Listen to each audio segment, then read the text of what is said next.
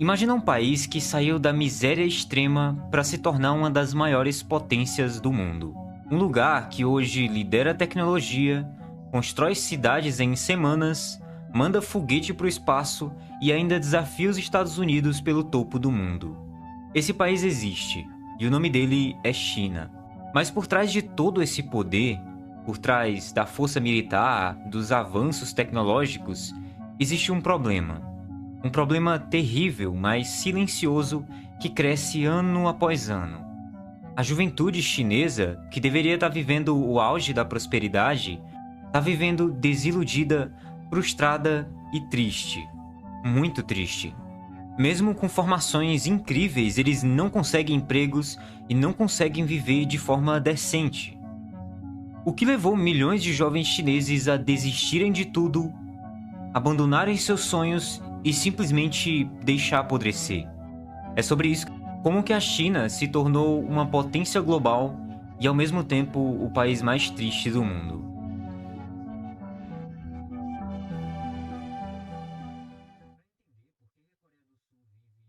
Para entender como que a China chegou até aqui, a gente precisa voltar algumas décadas no tempo.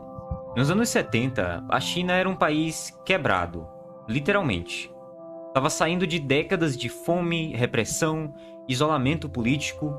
A Revolução Cultural tinha deixado um rastro de destruição, tanto na economia quanto nas pessoas também. Só que aí veio um nome que mudou tudo: Deng Xiaoping.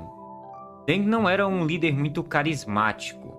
Ele não fazia discursos bonitos, mas ele tinha uma ideia bem clara. Se a China quisesse sobreviver, ela teria que abrir mão da pureza ideológica e começar a jogar o jogo do capitalismo. E foi exatamente isso que ele fez.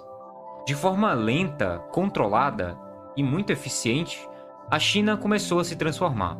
Zonas econômicas especiais foram criadas, o investimento estrangeiro começou a entrar no país e milhões de camponeses foram jogados nas fábricas. Em poucos anos, o país se tornou a fábrica do mundo. Roupas, brinquedos, eletrônicos, tudo com aquela etiquetazinha do Made in China. E o milagre simplesmente aconteceu.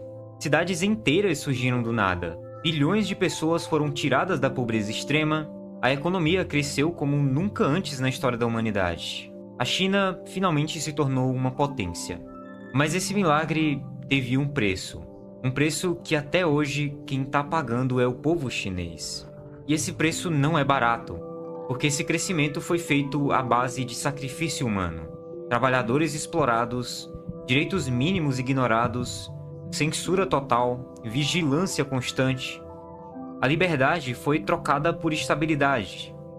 O debate, que até existia até algum tempo atrás, foi trocado por silêncio. E o bem-estar foi trocado por produtividade. Tudo isso para dar vida ao grande sonho chinês. E esse sonho, que no começo parecia uma esperança para os chineses, hoje em dia para muita gente se tornou um pesadelo. A geração sem futuro.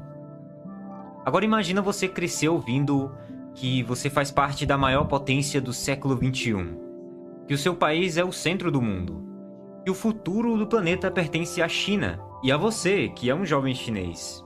Só que aí você estuda a vida inteira, entra na universidade, faz tudo certo e quando você se forma, você descobre que não tem lugar nenhum para você. Nenhuma vaga, nenhuma oportunidade real. Só portas fechadas, salários miseráveis e um sistema que te culpa por você não ser competitivo o suficiente. Esse é o retrato da juventude chinesa hoje em dia. Uma geração que cresceu com promessas grandiosas, mas que hoje em dia enfrenta o maior desemprego juvenil da história moderna do país. Em 2023, os números oficiais mostravam que mais de 21% dos jovens chineses estavam desempregados. Mas essa situação estava tão vergonhosa que o governo simplesmente parou de divulgar os dados. Ele sumiu com as estatísticas. Primeiro eles cortaram da conta quem não está procurando um trabalho. Ou seja, milhões de jovens foram apagados dessa equação. A mensagem é bem clara. Se você não se encaixa nesse sistema, você não existe. E isso daqui tem um impacto muito grande.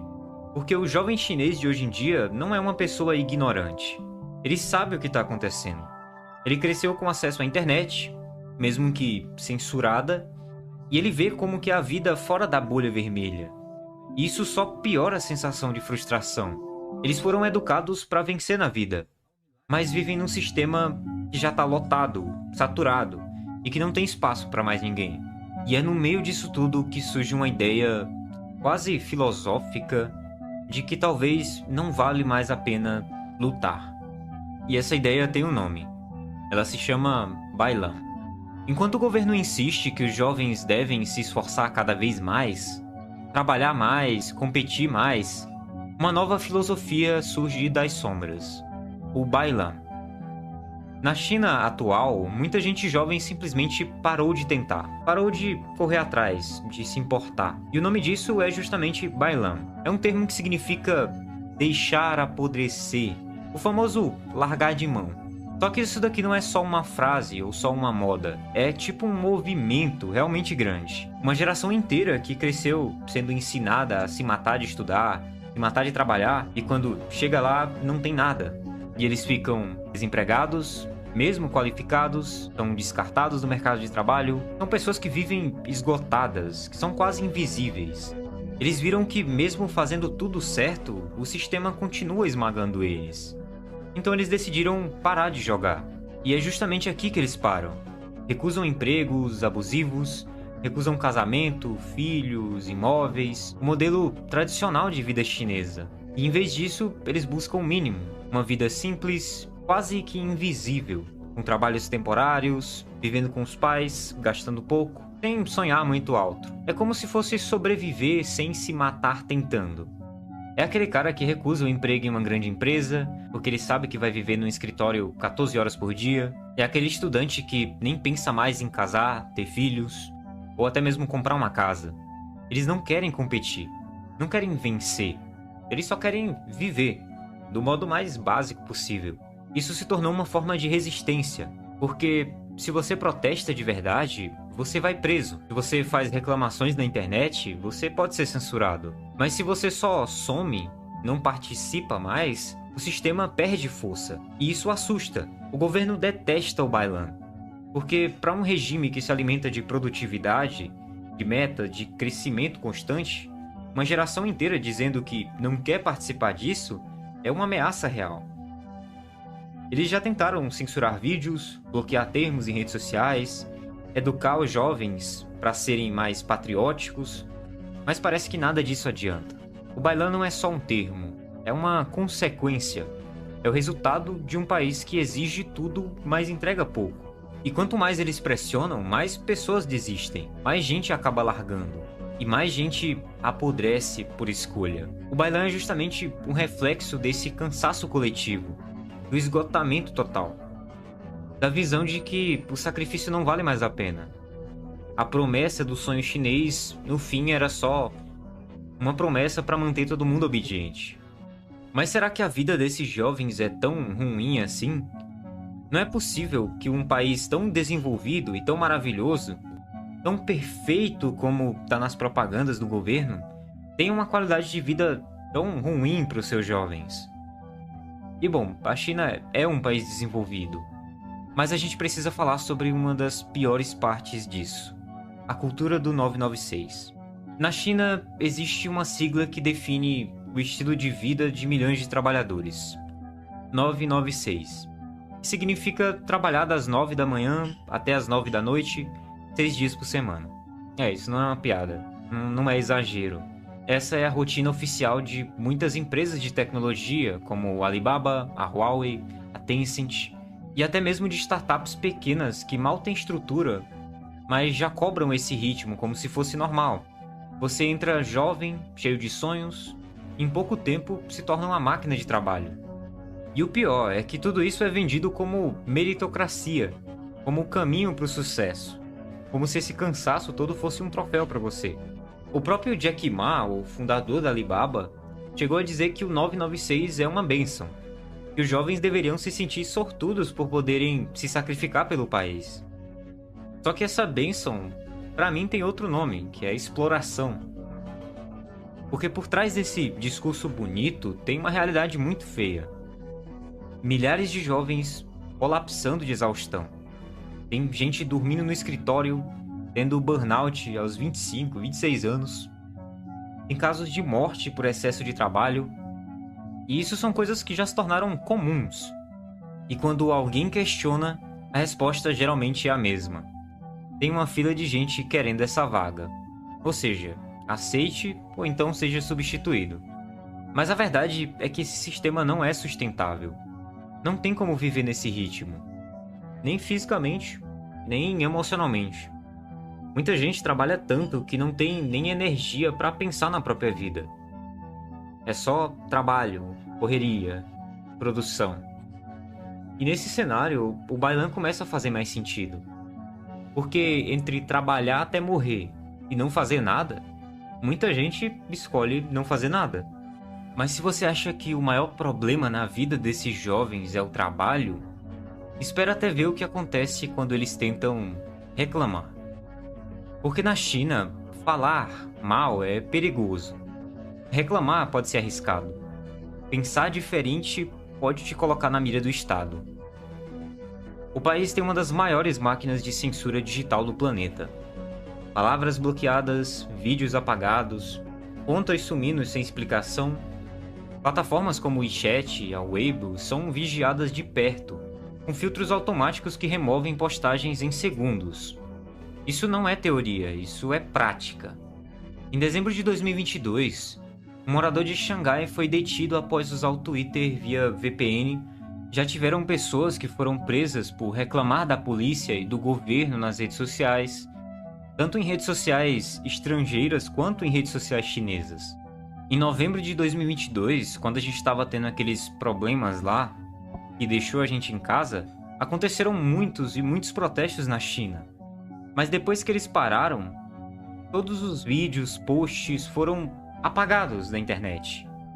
Inclusive, o cineasta Chen Pilin, que documentou essas manifestações, foi detido e acusado de incitar distúrbios.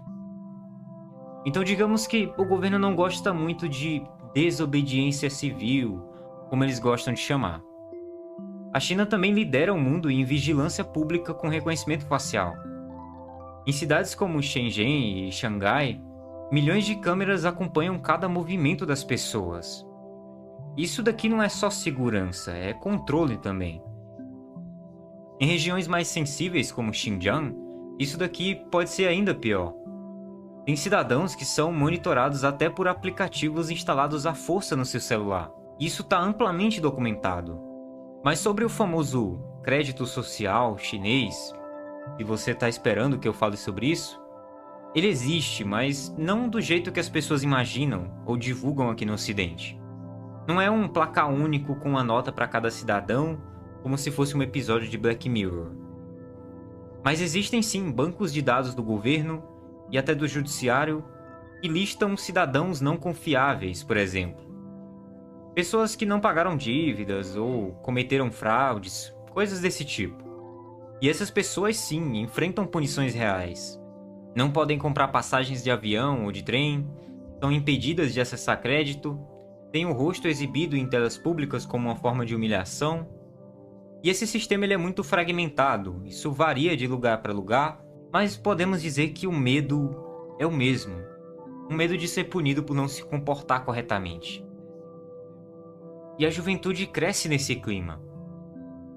Numa sociedade onde expressar dor, dúvida ou revolta pode acabar bem mal para você. Então muitos só se calam. Eles não podem protestar, não podem buscar ajuda. E muitas vezes nem conseguem entender por que eles se sentem tão sufocados.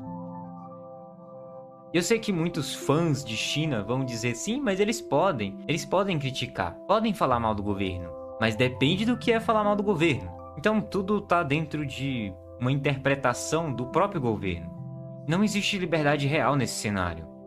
É como viver num quarto sem ar, onde todo mundo respira baixinho para não chamar atenção. E quando você junta tudo isso, o 996, o desemprego, o bailão, a vigilância, a censura, o resultado disso é um só. Uma geração inteira que só queria viver, mas foi ensinada a se calar, produzir e obedecer. A China venceu no papel. Ela construiu cidades inteiras do zero, criou os maiores arranha-céus do planeta, virou um sinônimo de avanço tecnológico, força econômica, domínio global, um país que parece um sucesso. Mas por dentro, algo está quebrado, a liberdade sumiu. O descanso virou um luxo. O direito de sonhar foi engolido pelo dever de obedecer, o dever de ser útil para a sociedade. Milhões de pessoas vivem em apartamentos minúsculos, cercados por concreto e câmeras. Eles trabalham até colapsar. E tudo isso em nome de um futuro melhor que nunca chega. O chamado sonho chinês acabou se tornando um pesadelo coletivo. A juventude chinesa cresceu acreditando que fazia parte de algo muito grande. Mas agora, eles olharem um pouco ao redor, talvez eles só vejam cobrança, vigilância, silêncio e até tristeza. Deveriam ser filhos de uma potência, mas hoje em dia vivem como prisioneiros do progresso. Comenta aí embaixo o que você pensa sobre tudo isso. Eu sei que vai ter bastante discussão, tem muita gente que é fã da China, que defende o país com unhas e dentes. Eu gosto muito da China. Eu sei que essa situação não acontece só na China. Eu sei que os Estados Unidos também fazem propaganda, e outros países também fazem propaganda, escondem seus problemas. E eu sinceramente não tô aqui pra falar isso. Esse vídeo é sobre a China. Eu espero que vocês entendam isso. A maioria não vai entender, mas eu espero que você seja uma pessoa inteligente e entenda isso. Comenta aí embaixo o que você pensa. A gente vai continuar essa discussão aqui nos comentários. Muito obrigado por assistir até aqui.